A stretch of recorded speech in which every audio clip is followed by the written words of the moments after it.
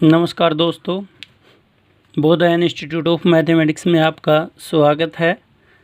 आज हम 10th कक्षा का जो आगे सिलेबस चला रहे हैं। अब एलसीएम और एचसीएफ के बारे में बात करते हैं। एलसीएम लीस्ट कॉमन मल्टीपल है। मल्टीपल मैंने आप पिछले लेक्चर में बताया था कि गुणज होते हैं। ए और बी में जब एलसीएम निकालते हैं या दो से ज़्यादा संख्याओं के बीच जब एलसीएम निकाला जाता है तो वो क्या होता है, उन संख्याओं का वो गुणज जो सभी बड़े गुणजों में सबसे छोटा होता है वो क्या कहलाता है, एलसीएम कहलाता है। इसी प्रकार से एचसीएफ होता है हाईएस्ट कॉमन फैक्टर। ये गुणक होते हैं, जो गुणक होते हैं संख्याओं के, उनमें जो बड़ा गुणक होगा वो आपका एचसीएफ कहलाएगा। मैंने एग्जाम्पल के लिए यहाँ दो चीज़ें ले रखी हैं, 6 और 8, सिंपल समझाने के लिए। एलसीएम कैसे निकालेंगे, 6 की टेबल 6, 12, 18, 24, 30, 36, 42, 48 इस प्रकार से आगे बढ़ते चले जाते हैं। और 8 में 8, 16, 24, 32, 40, 48 इस प्रकार से आगे बढ़ते चले जाते हैं। अब इनमें देखिए 24 भी आ रहा है, 48 भी आ रहा है। ये दोनों इनके गुणज है जो वो सेम हैं, पर इन सेम गुणजों में जो छोटे गुणज सेम होंगे वो एलसीएम कहलाएंगे। अभी इसी प्रकार से एचसीएफ में क्या होगा, गुणक जो होंगे ना 1, 2, 3 और 6 के हैं। इसी प्रकार 8 के क्या होंगे, 1, 2, 4 और 8। अब इनमें जो बड़ा गुणक होगा वो आपका एचसीएफ कहलाएगा। जैसे 1 भी है, 2 भी है, पर 2 1 से बड़ा है तो 1, 2 इसका आंसर होगा। इस तरह से मैं आशा करता हूं कि आपको एलसीएम और एचसीएफ का जो फ़र्क है वो समझ में आ गया होगा। अब यूक्लिड विभाजन प्रमेयिका क्या कहती है, वो कहती है कि दो धनात्मक पूर्णांक ए और बी दिए रहने पर, दो धनात्मक पूर्णांक हैं वो दे रखे हैं, तो उनको अगर ए हमारा बड़ा है बी से तो उसको इस प्रकार से एक अद्वितीय रूप से दो पूर्णांक मिलते हैं हमारे पास, Q और R ऐसे मिलते हैं कि A को मैं इस प्रकार लिख सकता हूँ BQ plus R, BQ plus R। और मैंने पिछले लेक्चर में बताया था कि जो R है वो B से तो छोटा होता है पर 0 या 0 से बड़ा होता है। इसी के साथ आगे R के बारे में ही बताना चाह रहा हूँ कि शेषफल कितने हो सकते हैं। मान लीजिए कोई भी धनात्मक संख्याएं हैं, कितनी भी धनात्मक संख्याएं हैं, जैसे उनको 2 से भाग करेंगे तो शेषफल हमारे पास अलग अलग संख्याओं के लिए 0 आ सकता है, 1 आ सकता है, इससे अलग कोई शेषफल नहीं आएगा। तो इसमें संख्या में कितने हुए, संख्या में 2 ही शेषफल बचेंगे मैक्सिमम।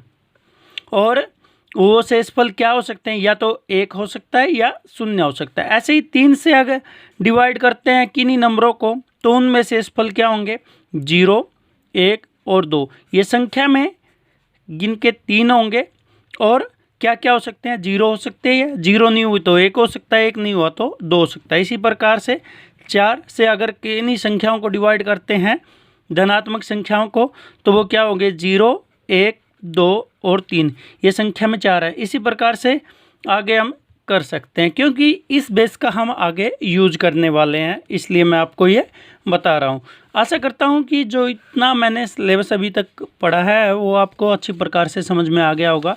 अब विभाजन, जो यूक्लिड का विभाजन एल्गोरिथम है उसमें एचसीएफ कैसे निकालते हैं। यूक्लिड ने एक मेथड दिया है एचसीएफ निकालने का, कि पहले जो पुराना ट्रेडिशनल मेथड हम यूज करते आ रहे थे कि एचसीएफ निकालते हैं कैसे, जैसे 6 और 8 का एचसीएफ निकालते हैं हम, इसको इस तरह से डिवाइड करते हैं। पहले 2 से डिवाइड करेंगे, यहाँ 3 आ गया और यहाँ 4 आ गया। अब ये दोनों इकट्ठे किसी नंबर पे जाते नहीं तो एचसीएफ 2 आ गया। अब ऐसे नहीं निकालना, यूक्लिड ने इसका एक मेथड दिया था, जैसे कि यूक्लिड विभाजन प्रमेयिका का यूज करते हुए सबसे पहले हम सिंपल भाषा में इसमें ये छांटेंगे कि दो जो संख्याएं हैं ए और बी, उनमें से बड़ी कौन सी है। मान लीजिए ए बड़ी है बी से, तो क्या करेंगे, ए को अंदर भाज्य के रूप में और भाजक के रूप में बी को। यहाँ हम इसको डिवाइड करेंगे तो हमारे पास कुछ ना कुछ यहाँ पे क्यू आएगा, Q1 मान लीजिए, ये R1 आ गया। अब ये R1 इसका भाजक बन जाएगा और B इसका भाज्य बन जाएगा। ये प्रोसेस हमें तब तक करना है जब तक हमारे पास शेषफल 0 नहीं आता।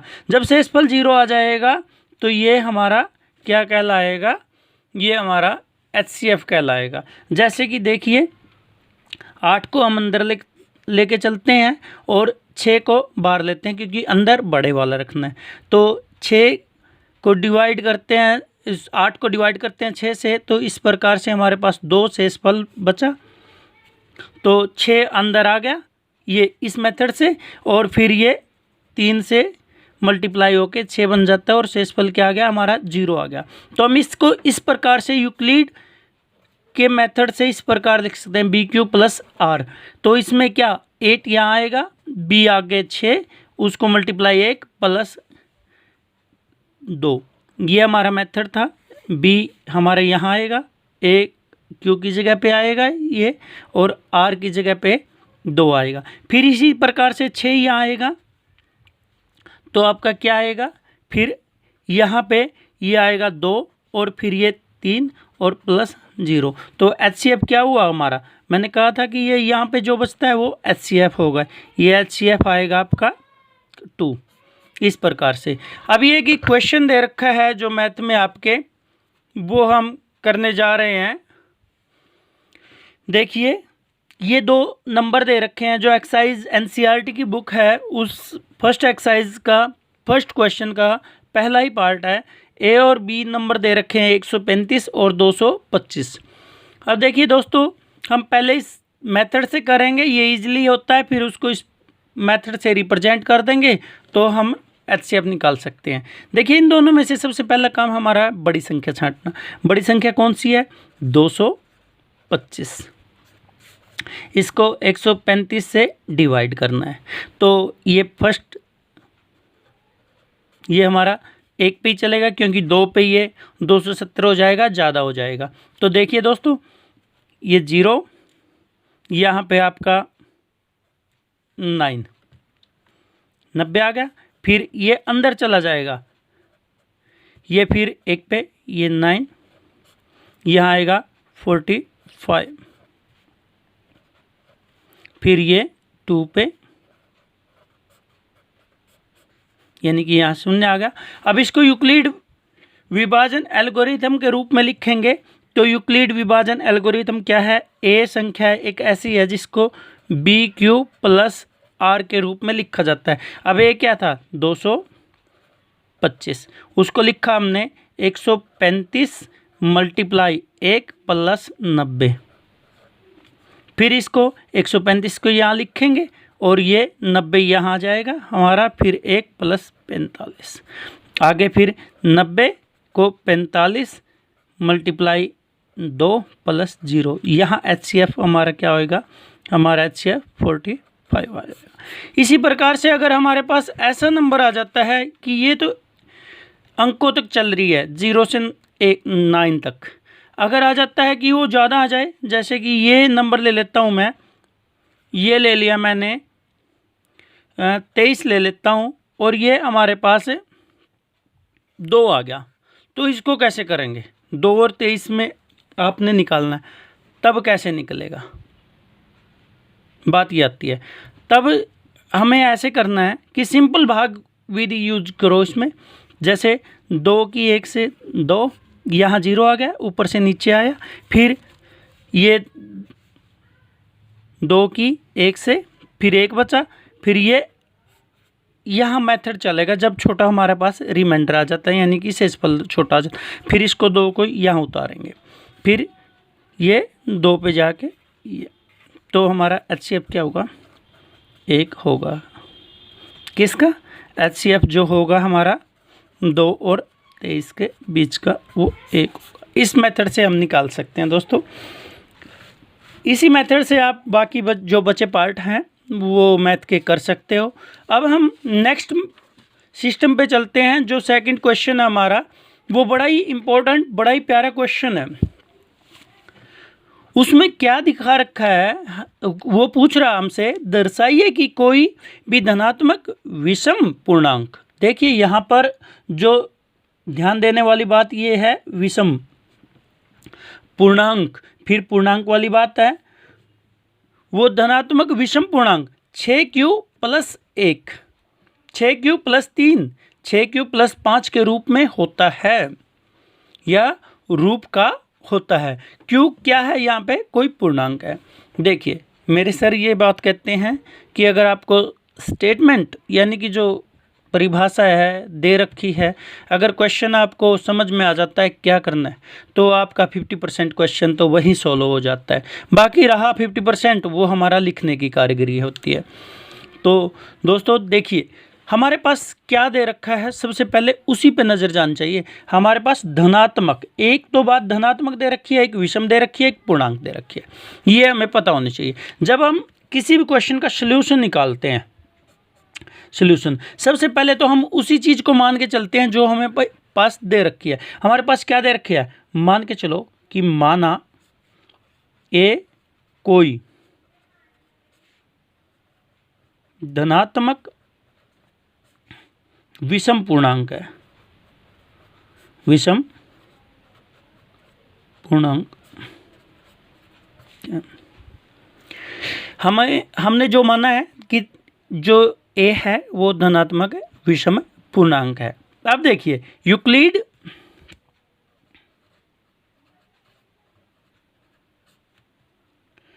जो यूक्लिड डिवीजन विभाजन है, विभाजन एल्गोरिथम,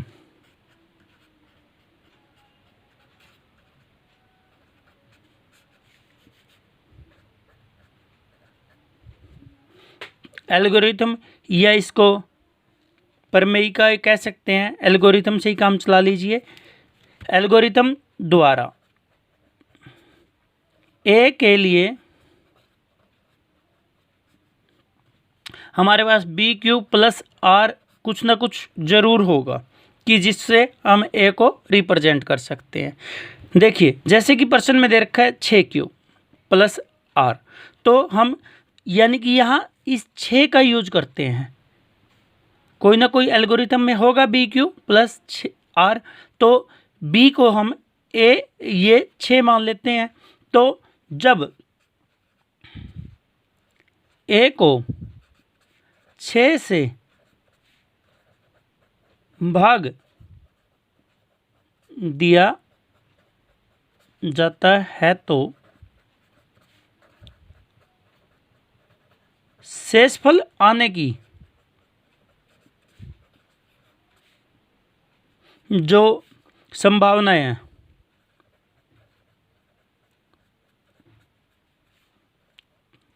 संभावनाएं क्या क्या हो सकती हैं, वो संभावनाएं हो सकती हैं हमारे पास शेषफल, जो शेषफल है वो हमारे पास क्या होगा, 0 हो सकता है, या 1 या 2 या 3 या 4 या फिर 5, यही हो सकता है। फिर 5 इनमें से कोई एक हो सकता है। तो ए को इस प्रकार लिखा जा सकता है, ए को इस प्रकार से लिखा जा सकता है, क्योंकि यूक्लिड ने जो दिया गया मेथड है, अगर ए कोई धनात्मक संख्या है, 6 भी धनात्मक है, तो उनको इस प्रकार से लिखा जा सकता है। ए को इस प्रकार से 6Q + 0, या फिर ए को लिख सकते हैं 6Q + अपने पास 1, या ए को लिख सकते हैं 6Q + 2, या फिर ए को लिख सकते हैं 6Q + 3, या फिर ए को लिख सकते हैं 6Q + 4, या फिर ए को क्या लिख सकते हैं 6Q + 5।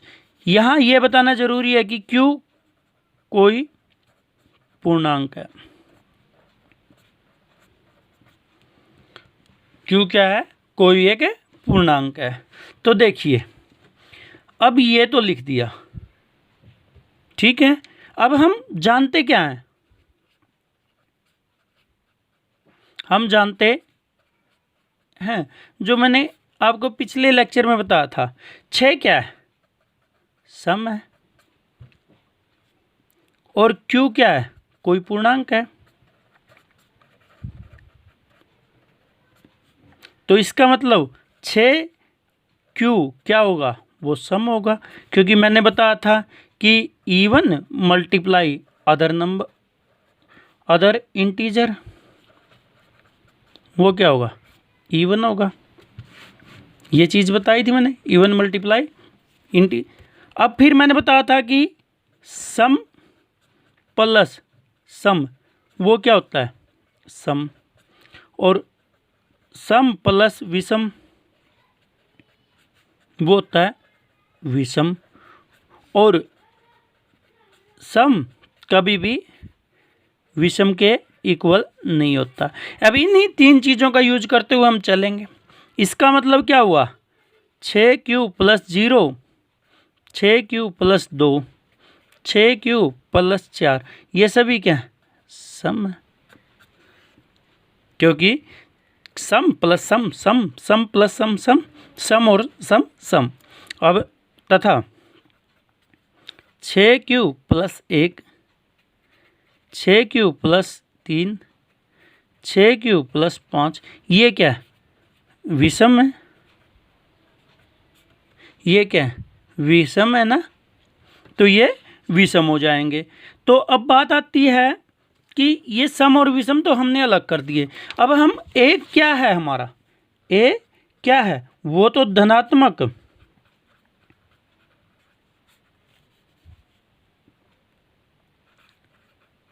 विषम पूर्णांक है, धनात्मक विषम पूर्णांक है। तो इसका मतलब अभी बताया था, विषम कभी भी सम के इक्वल नहीं होता। तो इसका मतलब क्या होगा, ए कभी भी 6q + 0 नहीं हो सकता, या ए कभी भी 6q + 2 नहीं हो सकता, या फिर ए कभी भी 6q + 4 नहीं हो सकता। इसका मतलब जब ये नहीं हो सकते तो क्या होगा, हम ए को क्या लिख सकते हैं, ए को हम लिख सकते हैं 6q + 1, या फिर ए को हम 6q + 3, या फिर ए को हम 6q + 5 के रूप में लिख सकते हैं।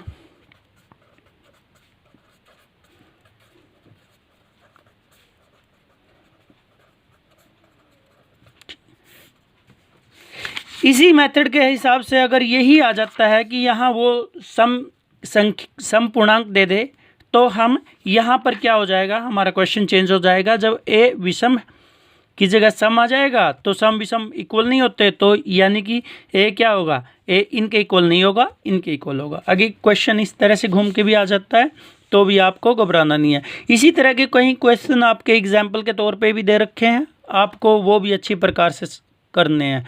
तो मैं ऐसा यही करता हूँ कि आपको समझ में आ गया होगा अच्छी प्रकार से।